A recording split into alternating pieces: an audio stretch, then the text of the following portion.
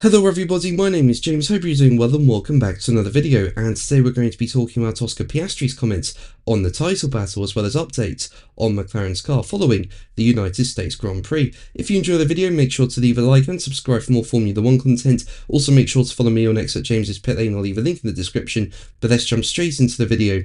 So I thought I'd start off this video by talking about Colton Herta. As we know, he currently competes in IndyCar, but from next season, he will be in Formula 2. Basically, the 25-year-old will join the high-tech team in F1's leading feeder series and will combine the role with his position as a test driver for the new Cadillac F1 team in 2026.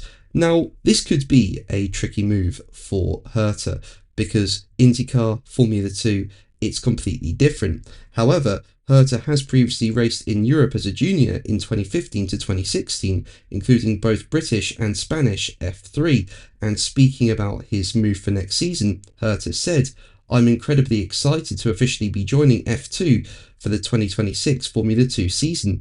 This is an amazing opportunity to develop my skills in European racing and to measure myself against some of the best young drivers in the world.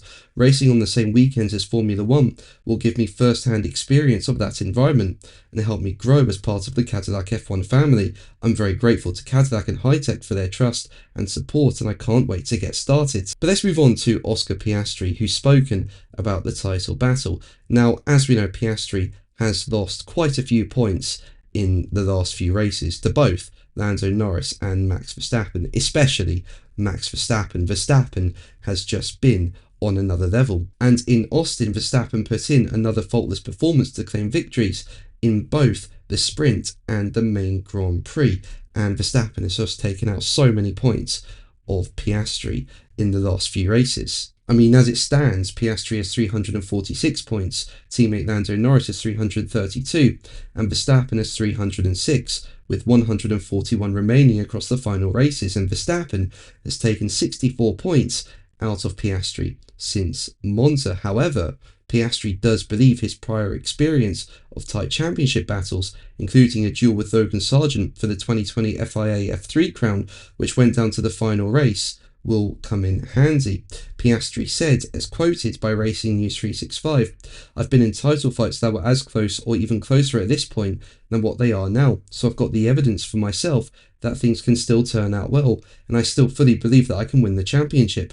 This weekend was tough, and the gap has come down a little bit in the last few weekends, but performance is what is going to win you a championship, not just looking at the points and seeing if you can increase or decrease it. The faster you go, the more points you're going to score, and that's what matters." Now, I was shocked as to how slow Piastri was in Austin. I mean, you look at the Grand Prix side of things. In qualifying, Piastri only qualified in 6th, and then in the Grand Prix only finished 5th, and was nowhere near the pace of those in front of him. I mean, teammate Lando Norris wasn't really on race-winning pace either. Max Verstappen was just on another level, but Norris still finished in P2, and Piastri could put no pressure on Norris during the Grand Prix. And it's completely different to how it was in the first half of the season, with Piastri pretty much being in contention to win at every race he competed at. However, Sky Sports F1 pundit Ted Gravitz believes that McLaren's difficult pace in Austin can be traced back to what happened in the sprint. As we know, in the sprint, both McLaren drivers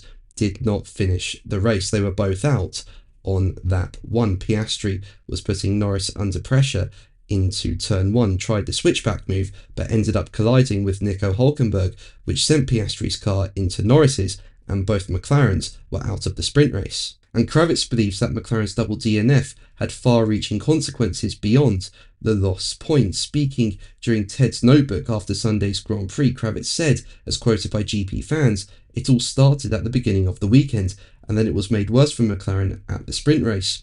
In Oscar's ill-judged move with Nico Hülkenberg at the front that hit him into Lando Norris, and because neither McLaren did the sprint race, they didn't know how the car was going to be on its ride height. They didn't know how to set the ride height so as to be in the perfect position to be as close to the ground and get perfect downforce but not wear away the legality of the plank, the piece of wood they have underneath the car to stop the teams running the car too close to the ground. So they had to be conservative. McLaren had to raise the car up a little bit and give themselves some margin, so performance just ebbed away. Of course, Red Bull Max won the sprint.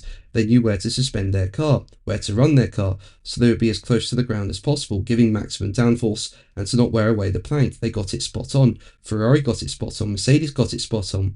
But McLaren had to take some margin, and that was problem number one. Problem number two, they didn't know what the tyres were going to do. Now, because it was a sprint weekend, there was only one practice session, so not a lot of time to get data for your car. And then with McLaren not doing any laps in the sprint, of course, that's going to make it difficult for the Grand Prix. And your car cannot have excessive plank wear, because if it does, you're going to get disqualified. I mean, look what happened in China. Hamilton was disqualified from that Grand Prix because the car had excessive plank wear. So if McLaren were ending up being more cautious and raised the car higher than perhaps it should have been raised, that's certainly going to lose McLaren performance. What do you think? Let me know in the comments below. But that's going to be the video from me today.